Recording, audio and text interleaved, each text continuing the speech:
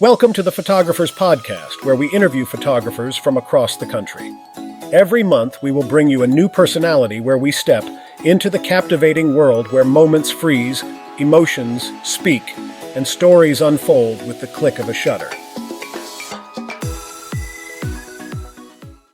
Welcome to the Photographers Podcast, where we bring you master photographers from across the country to help you with your own photography.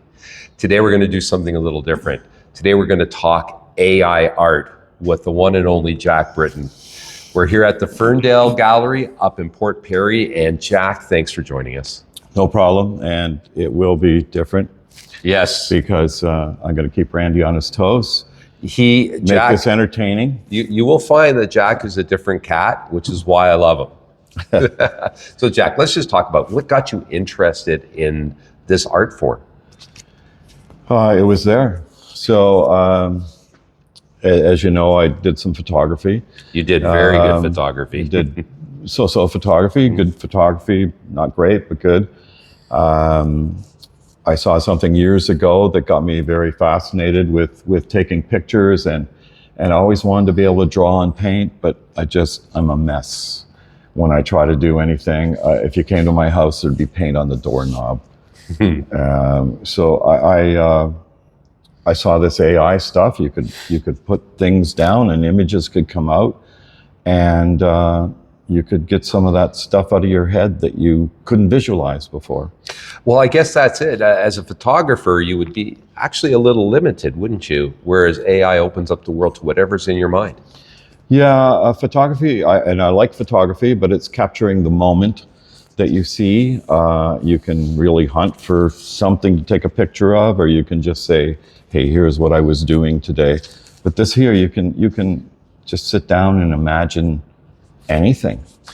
And when you first started getting involved with it, did the passion just grow and grow for you? Did it start as a little kernel? Hey, I want to just try this because I have an IT background, or right away, the minute you did it, I can imagine all of this.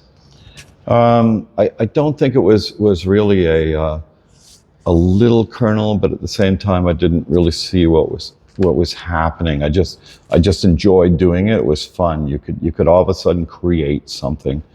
I watched a TED Talk of a lady that had done AI maybe almost a year later, and she was saying things, and it was making me go, yeah, that's the same thing. She said, finally, I was able to take something and make something.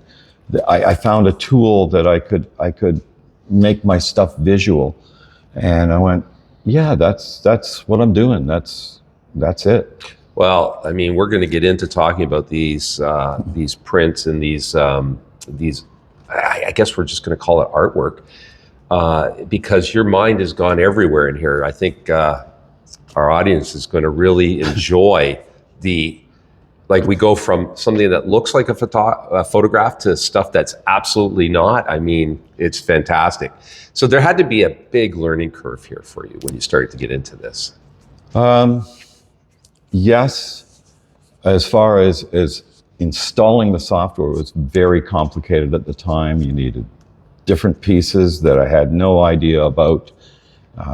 Using tools to load software. Right. Not just, you just didn't go to a site and download something and say run and it did it. You had to install different components, finding limitations of hardware, upgrading my hardware, then finding out that wasn't enough. It was complicated that way. As far as talking to a computer and using words that it understood, that was my background.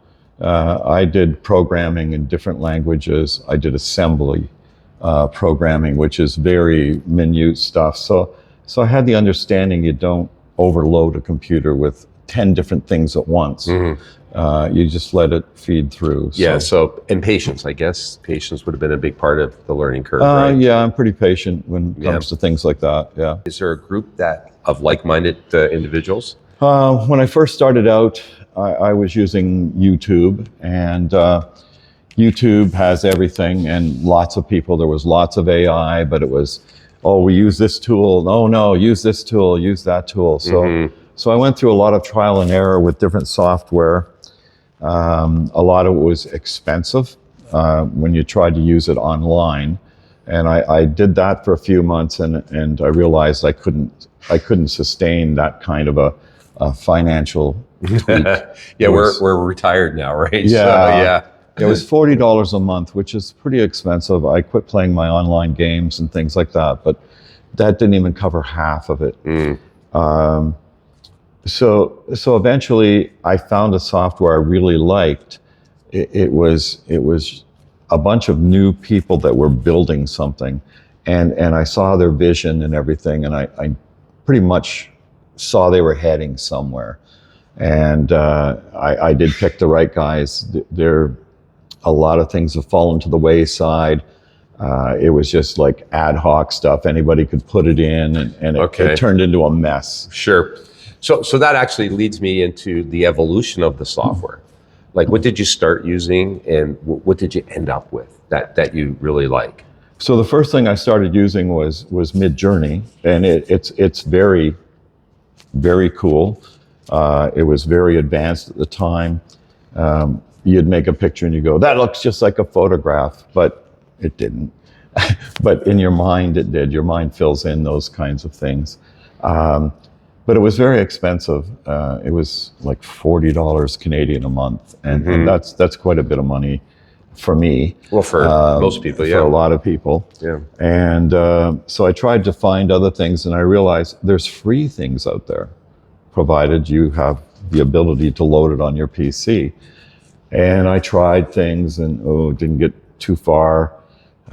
Couldn't make things work, and then when I got it to work, it was very, very slow because my PC wasn't up to standard. So it's not just the software; it's the hardware that goes. The hardware is extremely important. At the time, you needed about an 8 gigabyte video card, and one of the newer models. I had a 6 gigabyte video card, but it wasn't new. So it didn't really understand some of the software.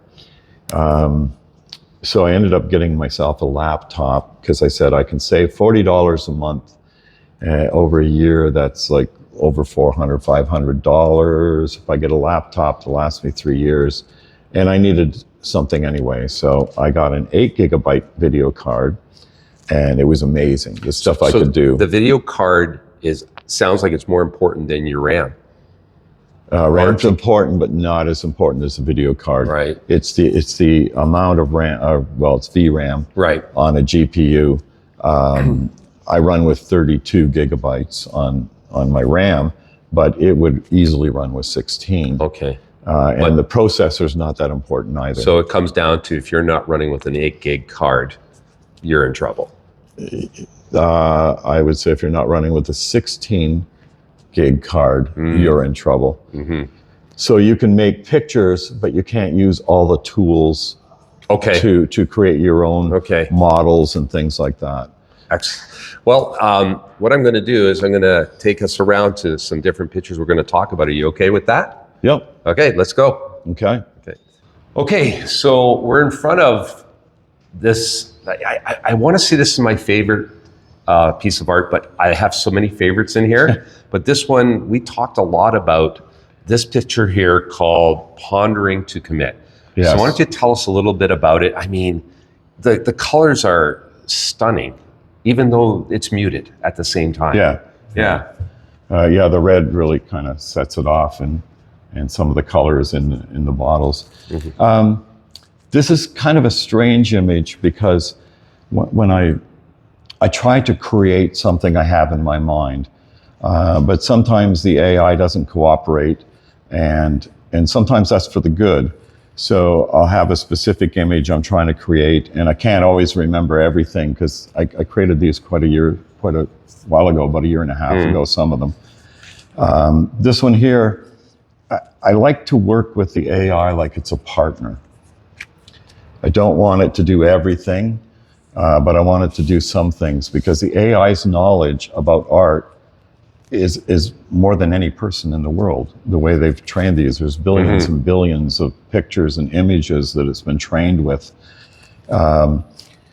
So when I was creating this, I was trying to create a homeless person. I usually put person, not woman or man, with a cat, which is kind of something you see. You see dogs and homeless people on the street, and I wanted to create some sort of image like that. And I couldn't seem to create that without these bottles. So So these bottles would just pop up from the AI put these in? Different things would pop up over there. And I think because it's a homeless person, they usually have their things with them. Yes. And I think that AI was doing that. And it always did a terrible job on the cat. So this came up and I went, well, it's not what I'm looking for, but I like it. It's almost two pictures. You could almost cut this in half and say, here's a picture of a lady and a cat. Here's a picture of bottles just sitting on the street. Right.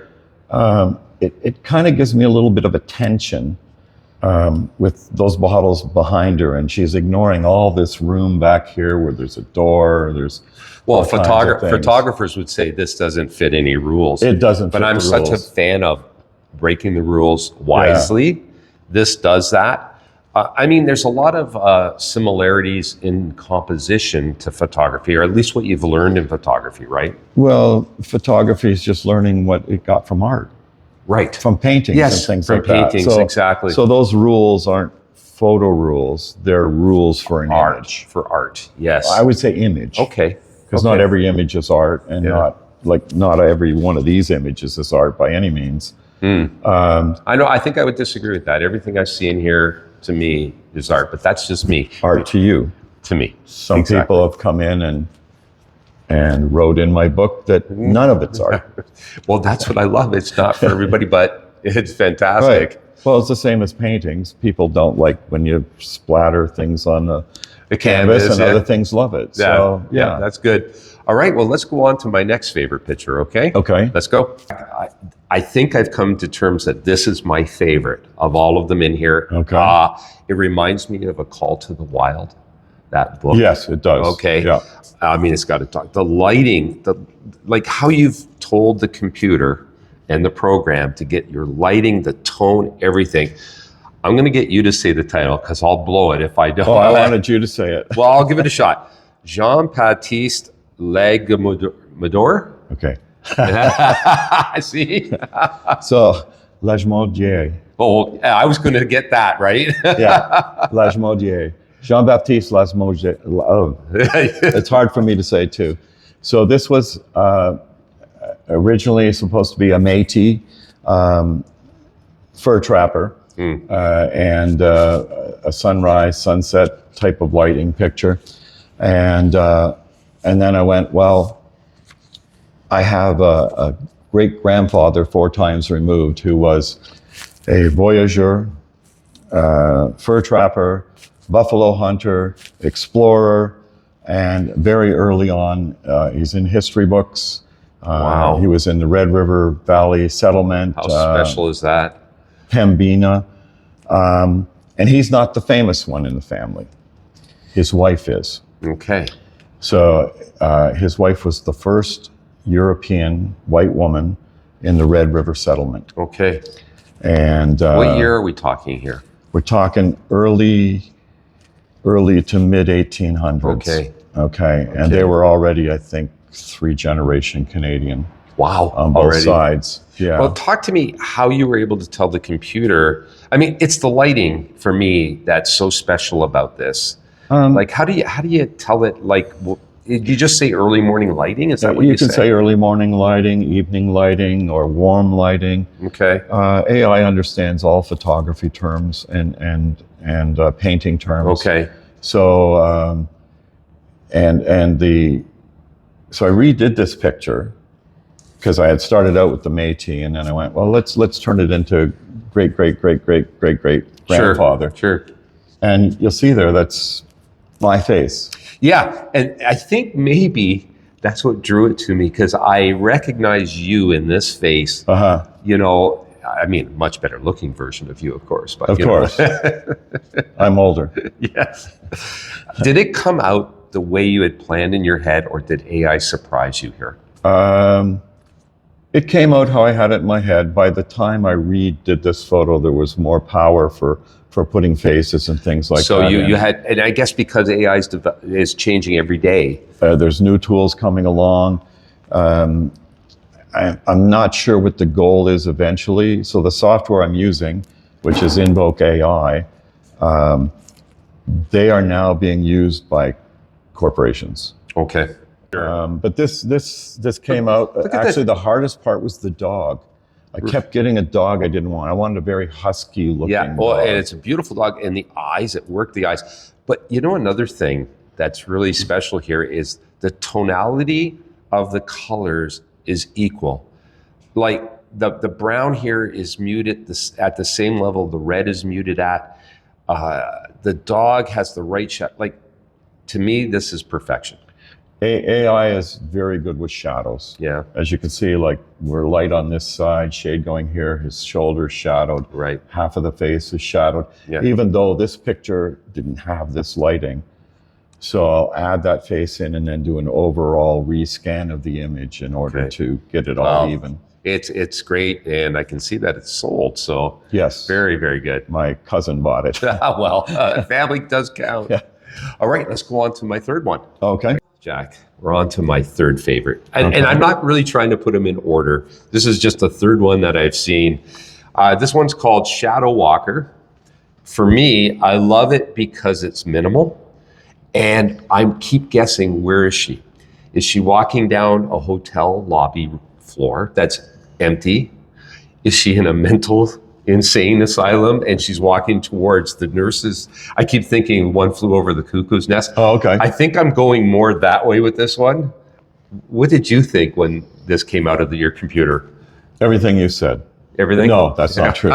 So to me, I put descriptions for everything just to let people know what I was thinking, so they didn't think I had created random images that just came out looking okay. Mm-hmm. I don't think I would do this the second time. If I ever did another show, I would let your interpretation of this picture, like you just did, is perfect.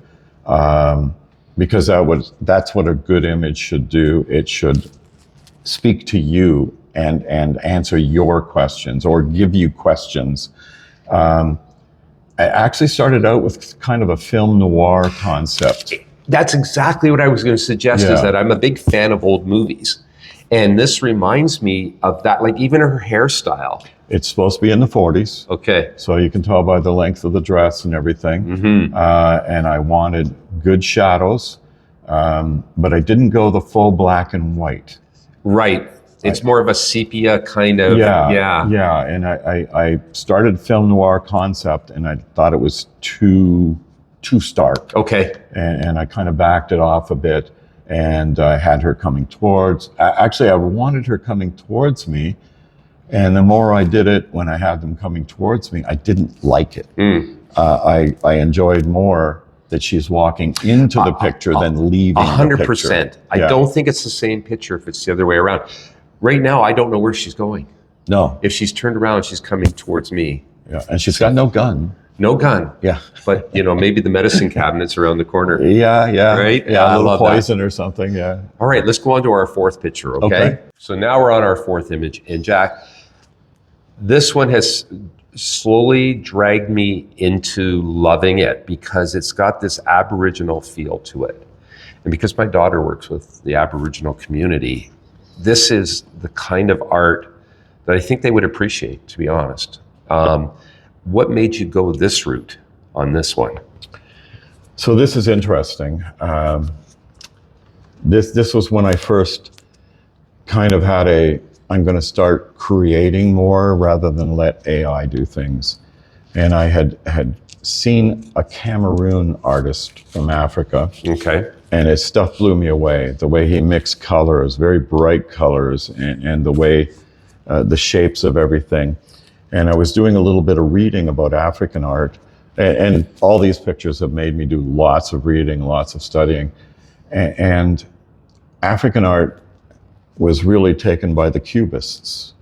Okay. And the Cubists really got their designs from the African art. And so I made a bunch of things.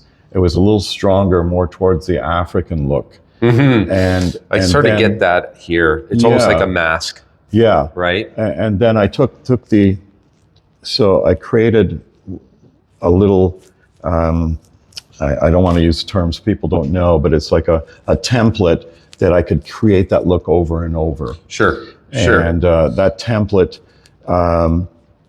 I liked it, but it was a little too stealing to me. I didn't like the fact, like, I like the influence of somebody's art, but I don't want to use. You don't want to their steal art. it. Yeah, I understand 100%. So I went, well, these colors remind me very much of things I see in Vancouver on totem poles, and I see in local art shops, native art shops like Curve Lake and things like that. And so I asked, I kept that, but also put in that I wanted to have a little North American, Canadian, Aboriginal touch to it. And then, of course, the subject makes it more so. So I did a picture of a buffalo, and to go one step further, it's very high textured. Yes, you can see the that. detail Yeah. and the texture. It's like, I feel like it's made of wood or something like that. I said I wanted it used acrylic paint on wood. So the wood is there, and you can see like these are like cutouts and pasted on looking. I know. I mean, just think, like, that's what's amazing about this art form is, like, this is like a pop-out picture almost, And did you tell it to do that, or it just did it? It did that based upon the acrylic on wood. Oh, God. Okay. Beautiful. So, and your stones, it's very three-dimensional. You can specify three-dimensional and things like that in it. But the texture, I really like the texture. I had originally planned on doing a whole show of this style. And then I went, no, that doesn't show what can be done. So I thought for the first show, rather than a whole show of one thing, and I had done a whole bunch of Canadian type pictures. Right. I did Toronto, I did Northern Ontario. This was my favorite, and I have one other one up that you've seen, which was supposed to be my uncle's truck. And you can really see, that it's almost like it's been pasted boards together. Yeah, and I've seen artwork like that with actual pasting of different pieces of a photograph, and it makes it 3D. Yeah. Right. This again, I think the more you would look at this picture, the more you would fall in love with it. I mean, everything, I see something different. The eye, the clarity of the eye, just the way the highlights have hit here, like it just makes sense to me. So we're on to our last picture to talk about. You ready? Okay. I saved this one to the end, Jack, because from the first moment I saw it, I'm a fan of Audrey Hepburn. And to me, I see Audrey in this piece of art. The time frame is right for me.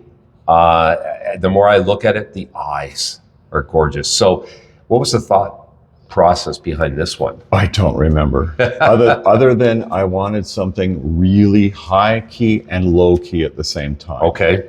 Which I think would be a little hard to do in photography. Really hard, yes. And even to imagine it in photography, the kind of contradicting terms, right? Yeah. So, and it's surprising, AI will sometimes handle contradictions and put both things in, and it did in this image.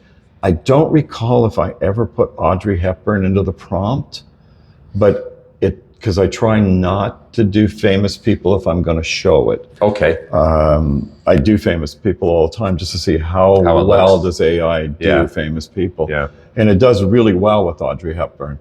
I would say I didn't use Audrey Hepburn because it would look more like her if I did.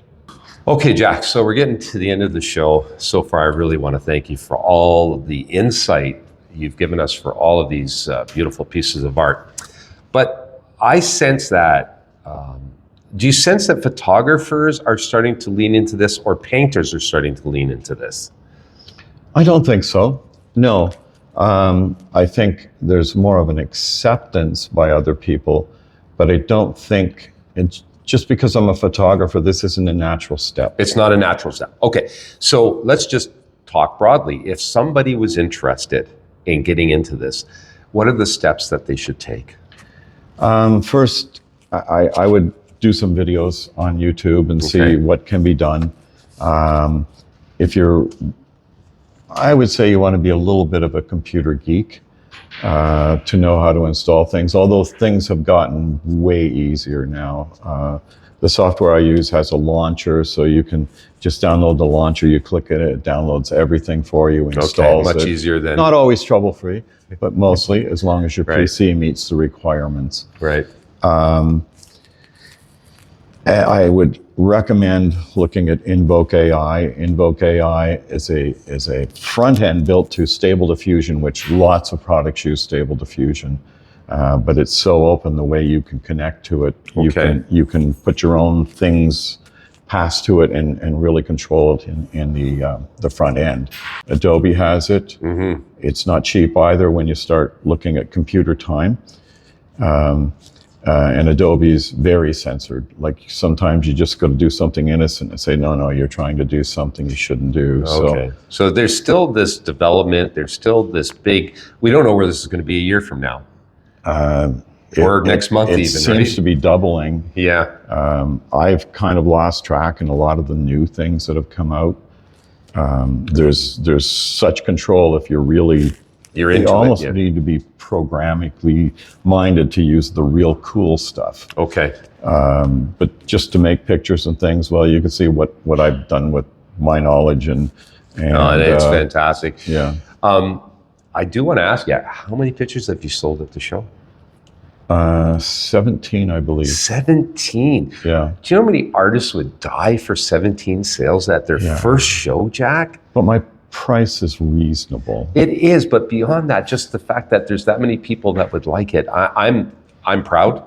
Yeah. I'm really lucky to know you and to actually learn this stuff myself. So if people are going to want to follow you, where's your coordinates? Where can they see your work? Good question, because I was using Instagram, but Right. I'm not happy with it. It's too commercialized. I pop a picture up in Instagram every now and then. You would just search either Jack Brittain or Jordack, Jordack, on Instagram, and you would see some of my work there. I put a video up on YouTube yesterday, and that's under Jack Brittain also. So Jack, I want to thank you for coming. Thanks for having me. Well, I mean, this is a treat, honestly. I think our audience are going to find it a treat. I want to thank you out there in the audience for joining us on another episode of the Photographers Podcast. I want to thank the Ferndale Gallery for allowing us to come in here and shoot on location and to enjoy all this fantastic artwork, Jack. So, thanks a lot for joining me.